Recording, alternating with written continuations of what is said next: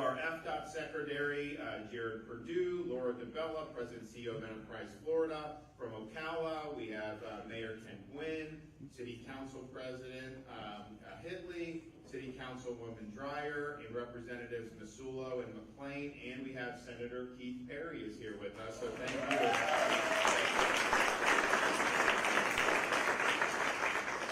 Well, I don't think I need to tell people in Marion County that Florida is growing. We have, we're the #1 fastest growing state in the United States, and Florida has actually, even though we've all seen a lot of growth over the years, Florida has actually not been the fastest growing state in the country since 1957. And part of that is the bigger you are, it's harder to grow faster. And it's not something that we're like begging people to come. It's just the reality of you have a lot of areas in this country that are misgoverned. I think you see a lot of crime, you see bad tax policy, bad spend policy, bad COVID policy, all these things, bad education policy has helped to, I think, propel people to seek greener pastures, and we are the #1 landing spot for folks. We are the #1 state for net in-migration. And we have that, I think we've been that every year since I've been governor. You look about our rankings, of course, we don't have an income tax. We're #2 for lowest state per capita taxes. Our debt per capita is second lowest in the country. We have a record budget surplus. We're ranked #1 for new business formations, #1 for education freedom, #1 for parental involvement in education, and our public higher education system is ranked #1 in the country by U.S. News and World Report. So we've got a lot going for us. Our tourism has been very, very strong. You know, there was a time, 2020, 2021, where if you wanted to visit any place, Florida was like the one place you could visit and be normal. And so we had so many people flooding to come down here, and it was a big deal when COVID first started because we didn't know what that was going to mean for our economy, and there was a lot of trepidation. But I think because we went in a different direction than many other states, the contrast was so stark, and people just felt like if they could get here, and I had people write me letters thanking me, and I'm like, what do you thank me for? It's like, we left Illinois for 2 weeks and were able to bring our family and be normal, and that everyone was going crazy with this and that, and we were normal, and it was good. So that we served that purpose and that function, but we were able to do great in tourism. Last year, 2022, 137 million visitors to Florida. That is a record, and that's even with still some of these idiotic restrictions for foreign travel that the federal government is doing. So we've been able to see that our unemployment rate is a full percentage point below the national average. And if you look at what happened, particularly with COVID, when they were paying people not to work, all these things, some of these people just dropped out of the labor force. A lot of states haven't even recovered their pre-COVID employment numbers. We have way more people employed in Florida today than we did pre-COVID. Our labor force is actually growing, and there's a lot of opportunities here, which we're very, very proud of. Now, we also know that when you have Congress doing trillions and trillions of dollars of borrowing, and the Fed printing trillions and trillions of dollars over the last few years, of course that was going to lead to inflation. Our Federal Reserve didn't think so. They thought that it would be transitory. But it's absolutely incredible what they've done to fuel this inflation. You remember the financial crisis in 2008. They did QE. That was like a big deal, pumped a lot of money into the economy, and that was very controversial. And then they did the bank bailout, the TARP, which was $700 billion. That was very controversial. Well, now, if you compare the money that the Fed printed for 2008 financial crisis to what they printed starting March of 2020, they've done way, way more in the last 3 years. And so this is something that when you start doing that, you fast forward a year and a half, or of course, that's just textbook that you're going to get inflation. And so for them to think that somehow that would not happen, it was a really, really big error. And so then what they've done, they saw inflation high, they've been hiking rates very rapidly. That's causing problems with banks, it's causing problems with others, although the banks, if you're politically connected, what did they do at Silicon Valley? They bailed the bank out. They pumped hundreds of billions of dollars more of printed money back in to try to deal with that. And this is something, this bailout, that never even passed Congress. They're just doing it unilaterally. I can tell you, if there was a bank here in Ocala that was having problems, do you think that you would have been bailed out if you had money in there that was not insured? Of course not. That would have failed. So they're really protecting, I think, the people that are politically connected, but the rest are still dealing with the inflation, still dealing with a lot of uncertainty. Oil's $82 a barrel. A lot of people think that's going to really shoot up over the next year. OPEC just cut production. There's a big reduction in production. You'd think that we would want to be producing more of our own stuff here. That would be very sensible, not with the guy in the White House. He doesn't think that that's sensible, but if we used our own resources, we'd be totally independent of all OPEC and all this other stuff, and it would do more than probably any single thing to help cool the jets on inflation. So I think we should be energy independent, and I think we should use our resources.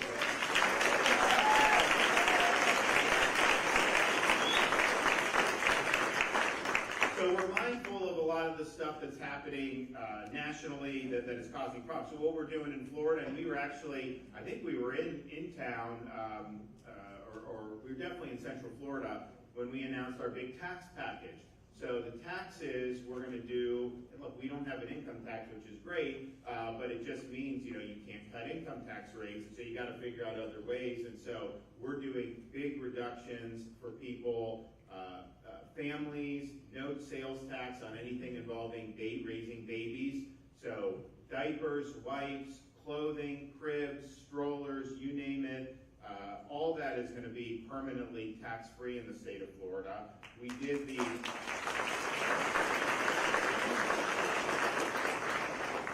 we're doing a tax holiday, no sales tax for a year on all pet food. That's going to save Floridians a lot of money. No sales tax permanently on over-the-counter pet medications, which is going to be really, really good. Do a one-year sales tax holiday on all household items under $25, and so just things you need on a daily basis. That'll be tax-free. So we're working, and I think the legislature is even going to put more in there than I had proposed, partially because they increased the estimate for the amount of surplus that we had compared to my budget that we did many months ago, which just shows you there's a lot of strength going on in Florida. So we're doing that. We're very mindful of that, and I think it's going to give people, and we did the toll relief for people. And the tolls are different in different parts of Florida. Some places you can't move without hitting a toll in some of these local communities. And so what we did, you have that Sun Pass or those passes, they keep track of when you're going, and once you hit a certain number in a month where we know you're a commuter, they refund you 50% of your tolls each month. So that people are saving a lot of money on that, and I think it's going to end up saving some families more than $1,000 during the 2023 calendar year. So that's very meaningful, and so we're constantly looking for ways to be able to help folks navigate the Biden inflation, navigate whatever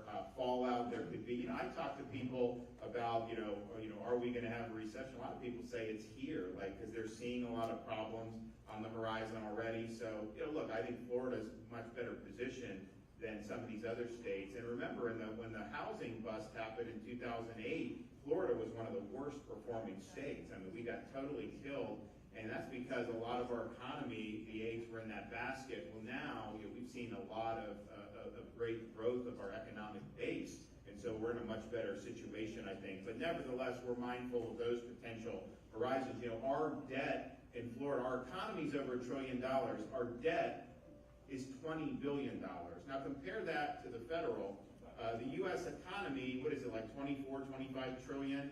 But the debt is 31 trillion. So the debt is higher by a lot than our entire American economy. In Florida, that $20 billion debt compared to $1 trillion economy, that is a small fraction, very, very small fraction. Nevertheless, even though we're in good shape there, we're actually going to take some of our surplus, and we're working with the legislature on this, to do some accelerated debt repayment. So we're actually going to be paying it down even quicker. And that's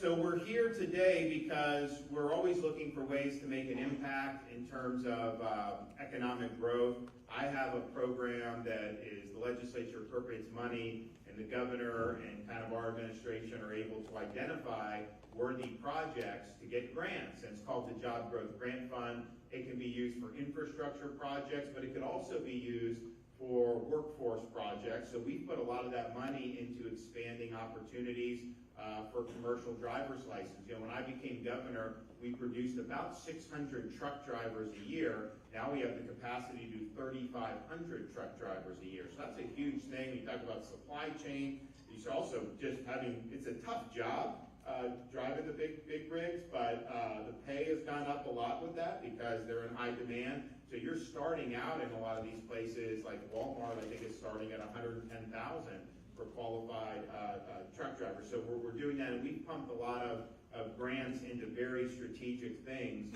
that are really going to make an impact for the state of Florida. We've also done key infrastructure. We've done things to help expand the, and we were in the area that near the villages. We're doing things to help with like industrial parks so that there's connectivity with a road or underlying infrastructure. We've done that all across the state. You know, I'm proud of our tourism. It's great. It's a great state. We work hard to have a beautiful environment here. We'll continue to do that. I'm proud of other things, you know, that we do like agriculture and whatnot. But you know, I want to build more things in Florida, and we have expanded. We've added, I think, about 80,000 manufacturing jobs in the last 4 years. But when you have those industrial assets, you have a very good tax climate, very good regulatory climate. People are going to want to do that, and when you're committed to workforce. So we've been doing all of that, and it's really, really exciting. We're going to keep doing that because we know it's important. So here we're getting to the end of my money for this current fiscal year. So we have a lot of people that apply, different communities that apply, and we got an application from here that we were working with that said, you know what, we need a grant to be able to build a new interchange off I-75 at Northwest 49th Street in Ocala. And the reason for that, I think, is a couple things. One, it will actually help with traffic at the 326 and 40 interchanges, which we know there's a lot of traffic here on 75. We announced a program a couple months ago called Move America Forward, where we're trying to inject $4 billion in general revenue that we could parlay into $7 billion total to accelerate projects, including some of the stuff on 75 here. That will allow some of that stuff to be done 10, 12 years ahead of schedule. And so if you can get some of this done in 7 years versus 20 years, that's going to make a big difference.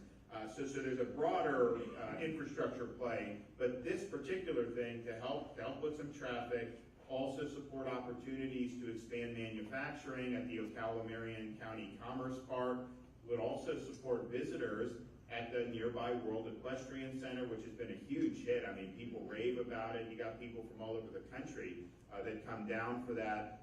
So, you know, you have that right off, be able to get off 75 there. And then, of course, reason why we have this paraphernalia, when this interchange is completed, it will be completed at the same time we have an opening of the 3rd Buc-ee's in the state of Florida, and that's going to be really, really exciting.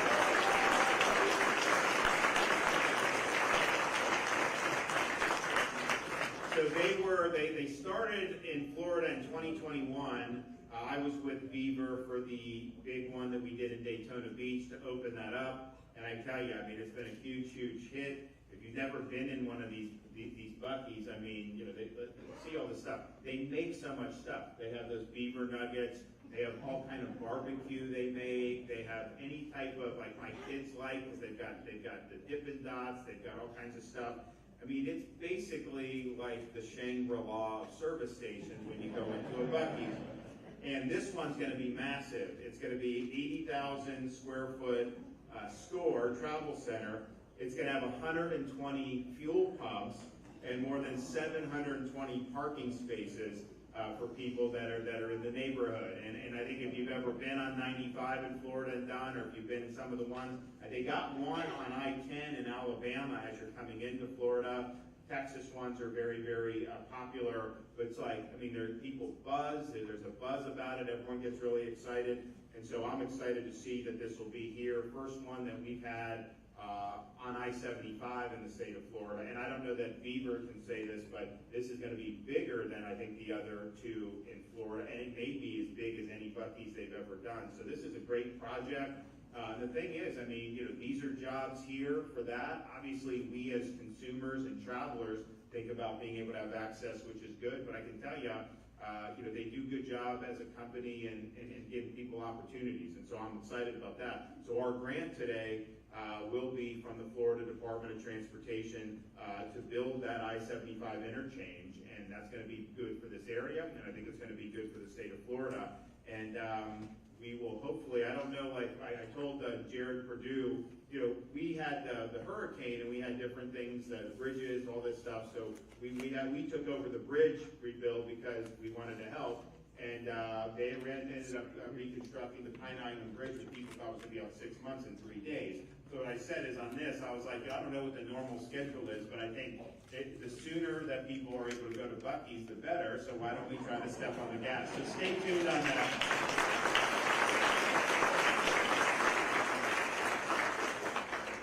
So we're glad that we're able to get this done. We're glad we'll be able to do this. This is a great strategic use of the Job Growth Grant Fund.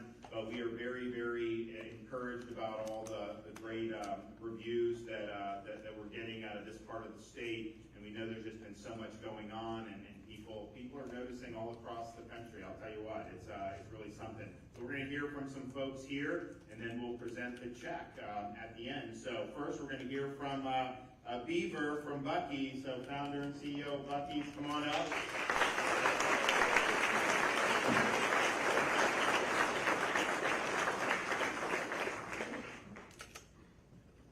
Thank you, Governor, and I want to thank everyone for turning out today. This exciting announcement. It's a real honor to be here, and we are very excited about being in Florida. We've had, as the Governor mentioned, quite a lot of success in the 2 stores that we have operating on Interstate 95.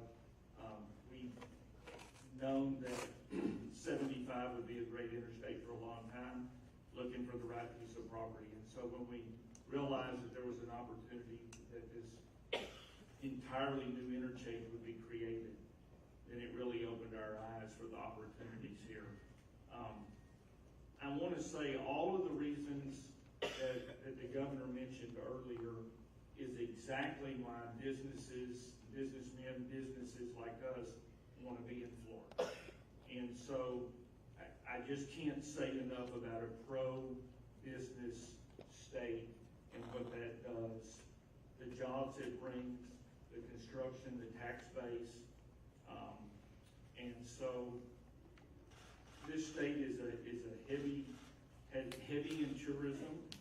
And so it's really nice when we have people travel that come to the state to be able to provide commerce for them and be able to conduct business here in Florida. So I can't say enough about all of the statistics that he rattled off that makes Florida special. And that doesn't come by accident. And so I recognized that many, many years ago when we first came and started looking for opportunities to build in Florida. And so it's a big deal. We're excited about it, very excited. We're ready to get started. I got to tell you, one of the things that I love about this governor is what he just said is exactly true. We were in the back, and he asked the secretary and I, he says, how long is this going to take to complete? We told him, he said, why can't you do it faster? And I just looked at the secretary and said, so there's a lot of work to be done, and I don't mean to give them the business.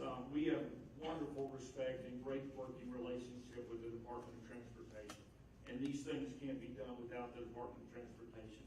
But the support that it gets from the leadership, from the governor and everyone down, the financial, the big check that's over there that will help this community and help generate the impetus to get this project started.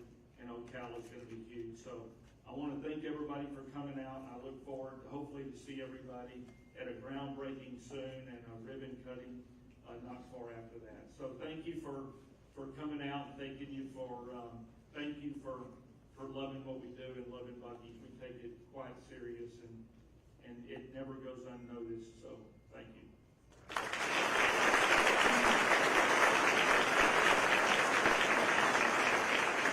All right, Jared Purdue, FDOT Secretary.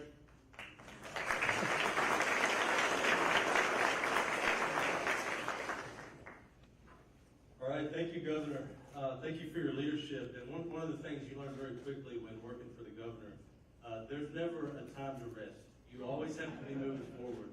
And no pressure on this project, right? But we're incredibly excited about this. This is a great project. A new interchange at Northwest 49th Street and I-75. It's something we've been partnering with Marion County and the City of Ocala on for many years now, been in development. This job growth grant that we're receiving is going to help us advance the right-of-way acquisition so that we can really get this project moving. Under the governor's leadership, the economy has continued to grow and diversify, and really it's creating jobs all over the state. This is no exception to that. We realize here at DOT how our infrastructure affects the economy, the quality of life, and continues to feed the job market for those local communities. So we're extremely excited about that. We're going to be building a diverging diamond interchange. It's a new type of interchange that really helps relieve traffic. We built a couple of them across the state. This is going to help relieve congestion, but also provide that for that economic growth. It's not only going to relieve congestion on the other interchanges on 75. It will actually relieve congestion on 75 because it's part of a bigger plan that Marion County has to kind of build a loop around the greater Ocala area.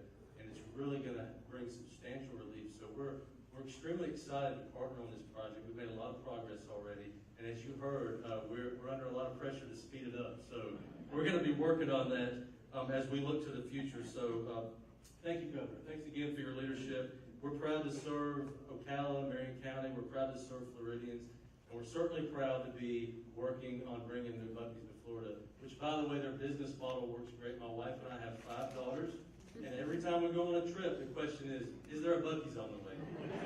So, thank you, Governor.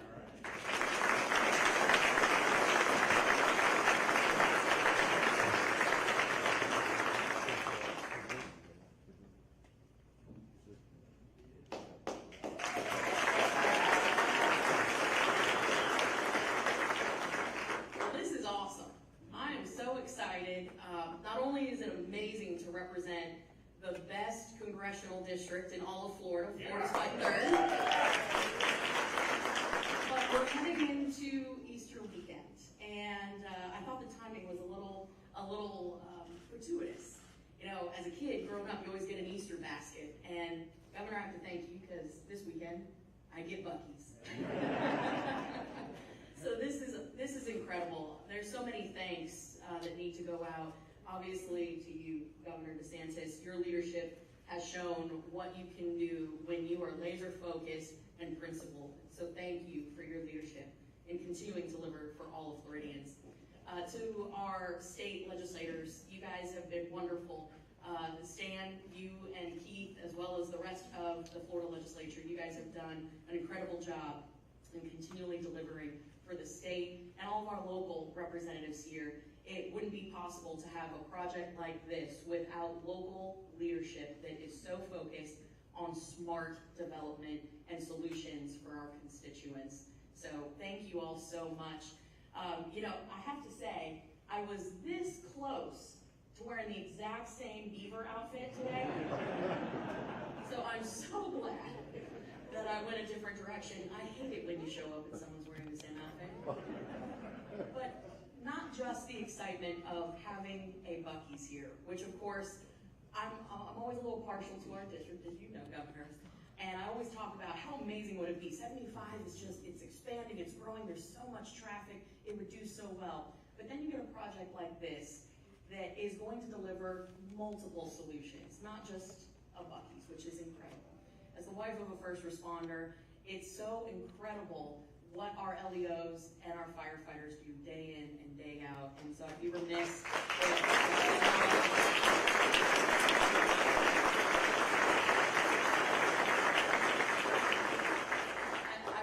if I didn't acknowledge the incredible LEOs fire personnel in the room, the expansion with this interchange is going to be a relief valve in helping with some of the traffic and congestion.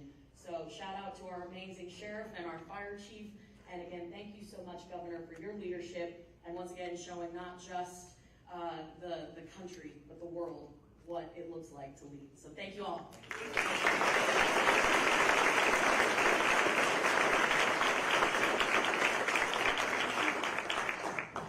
We've got the mayor coming up.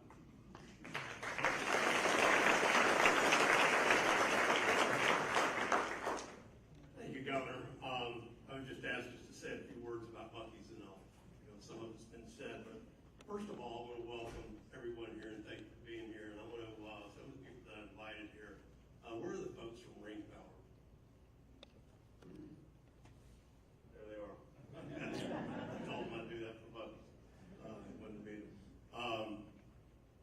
So this is Florida's third Buc-ee's, and this one is going to have 80,000 square feet for 120 pumps, 225 employees.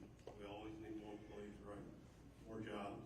Be located on the southeast corner of the new interchange we talked about, and the target date is late 2025. Obviously, that DOT moving up faster, that would be good. So like, why Marion County? Okay? And I'll just talk a little bit about Marion County. So I think our population, commissioners, just passed 400,000, which is pretty amazing. We've got about 131,000 people in the labor force. We've got about 16,000 businesses in Marion County. One of the things I'm proud to say that Ocala, and the governor talks about this, and he's funded the bonuses for our law enforcement. We are the fourth safest city in the country to live in.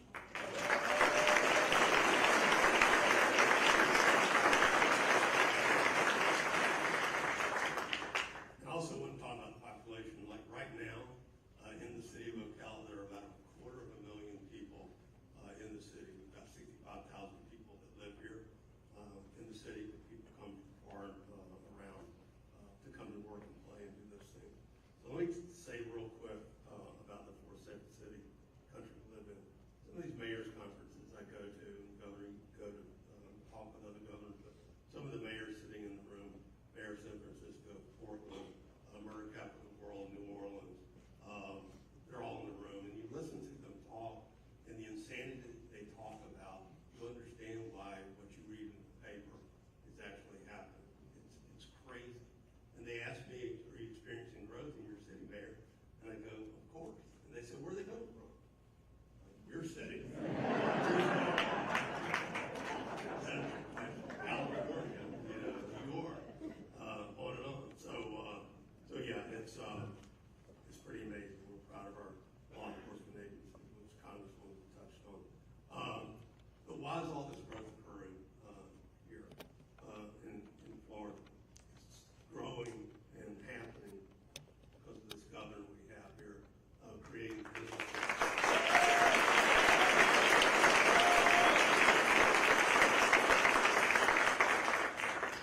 Creating a business-friendly, low taxes environment that people would want to come to. I was talking to Secretary of Commerce back there. We were talking about how bad would it have to be for a company to pick up where they are, move out of state, relocate employees, families, and interrupt all that to come to another state, wherever that may be. But it's got to be pretty traumatic. But we're that good, and I guess that other states are that bad that they're doing it. So anyway, thank y'all for letting me be here, Governor. Thank you for inviting me.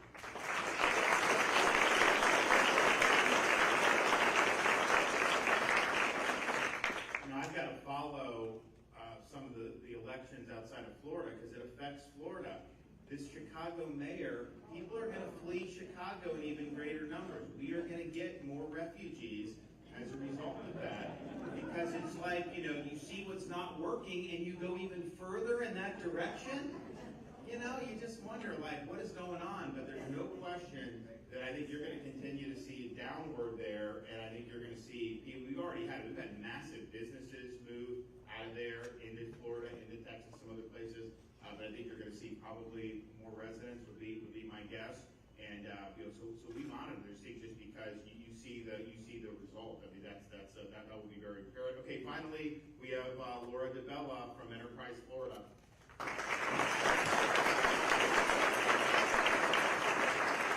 Thank you so much, Governor DeSantis. Thank you for your leadership. Hello, good afternoon, everyone. I get to bring it home today, and he's not kidding. We have businesses flocking to us right now. So I have the honor and the pleasure, under the guidance of Governor DeSantis, to run the Chief Economic Development arm for the state, Enterprise Florida Public-Private Partnership, that is just jamming and going gangbusters and works collaboratively with everybody here in this room to ensure that our economic fabric of the state continues and remains as robust, if not more than it already is.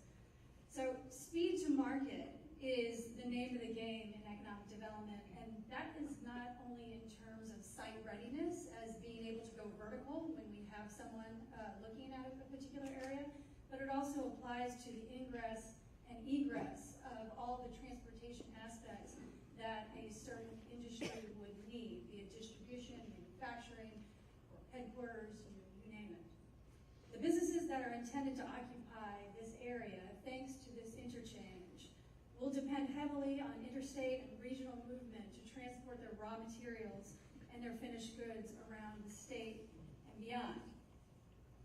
This project will construct a diverging diamond interchange and conduct improvements to an intersection to support economic viability of Ocala 489, a 489 industrial and commercial development, which is a Florida enterprise zone and the first CSX site in Florida.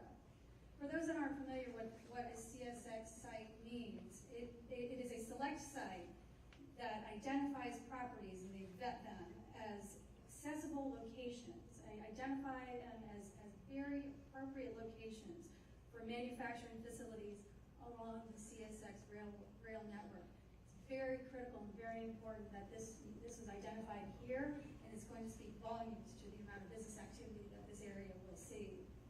The Ocala 489 is intended to serve as an economic engine for job creation in the region and is envisioned as a strategic inland central hub for freight-related traffic, joining the likes of FedEx Ground, Florida Crossroads Logistics Center, Chewy, who have also completed new facilities within the Ocala 489.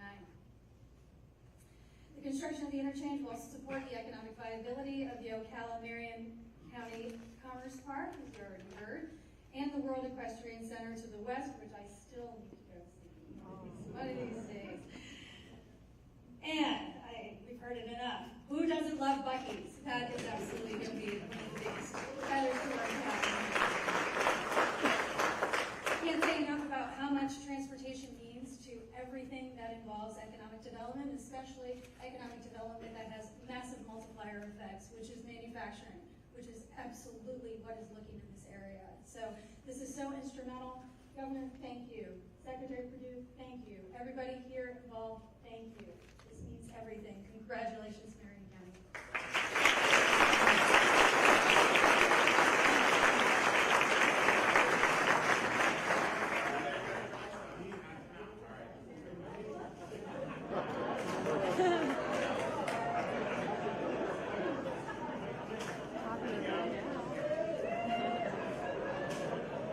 Try it and tell me if you like it. Open it up and try it.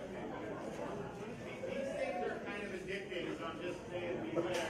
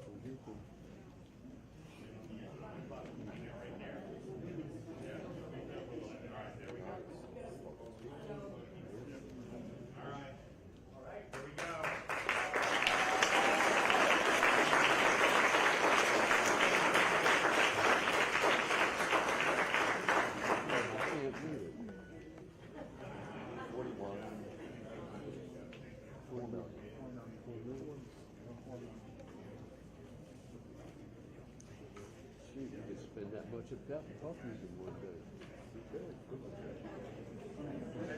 Are they good? Are the beaver nuggets good? Yes. Aren't they good? Yes. Good. Okay. Yeah, you guys can take other stuff too. They do their own beef jerky. They do a bunch of good stuff. But I think those are definitely, you just keep eating and eating and eating, and that's just the way it is. So, all right. Well, we're excited about this project. We've got more on the pipe, but this one will be really good. So, with that, take a question. Anyone got questions back there? Governor, Yes. I've got one. I know I was listening to your comments in Michigan about how you said how Disney tried to slide one through at the last minute. Are you considering taxing toll roads around the Disney resorts and the hotels down there? So I think so this is the issue with Disney. You know, they had self-government in this state for almost 60 years. We put a stop to that. We ended their self-government.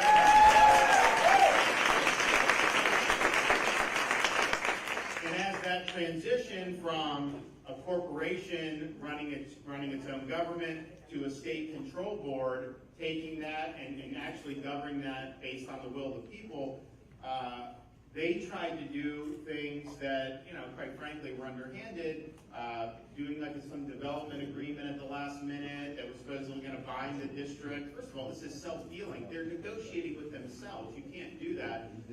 So there's a provision of Florida law where the legislature can void that. I think that the state board is going to void it too. So on both ends, I think that'll be taken care of.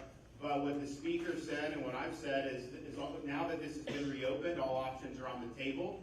We need to make sure that people understand, whether you're an individual or you're a corporation, that you don't get to play by your own rules. That the people of the state of Florida ultimately are the sovereign. They elect people to fill these offices and enact policy. And I think Disney has always viewed itself as being exempt from that constitutional process. Well, those days are over here in the state of Florida. So I think there'll be a discussion on a wide range of opportunities to be able to make sure that this state control board is able to do the things that I've always said. Live under the same laws as everybody else, pay fair share of taxes, pay off all the municipal debt, and live under the same law. Now that we've got rid of self-government, you actually now have state agencies going in and doing inspections like they would do on any other business. So they're now subjected to all this that they necessarily weren't. And the board, they got in probably about 6 weeks ago, maybe a little longer. They had to hire people, so there's been a little bit of a process. But I think what you're going to see is in the ensuing weeks, you're going to see a lot of very, very strong action that's going to basically validate what we said. But there will be additional legislative action taken in Tallahassee that will nullify what they tried to do at the 11th hour, and then potentially, arm the board with the ability, to make sure that this is run appropriately. Yes.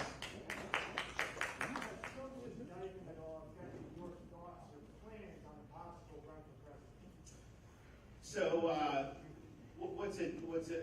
it's affected me in the sense that it's reinforced this problem we have in our country, where we have the political left weaponizing the rule of law, actually abandoning the rule of law by weaponizing it and using it against people they don't like. And that needs to stop in this country.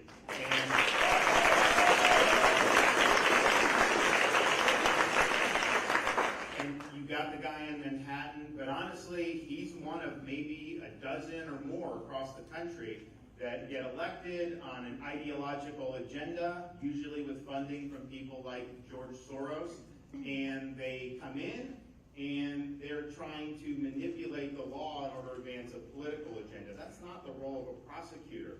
The role of the prosecutor is to apply the law even-handedly and fairly. And so what we've seen across the country, they've abandoned prosecuting really significant crimes, letting criminals roam the streets. Crime has gone up. People have fled these jurisdictions because of their recklessness, but it's all about trying to use the levers of power to advance a political agenda. And I think that that's just fundamentally wrong. And I'm just the only person in this country that can stand before you and say, when we had somebody in Tampa that was trying to pursue that agenda, I yanked him from his position.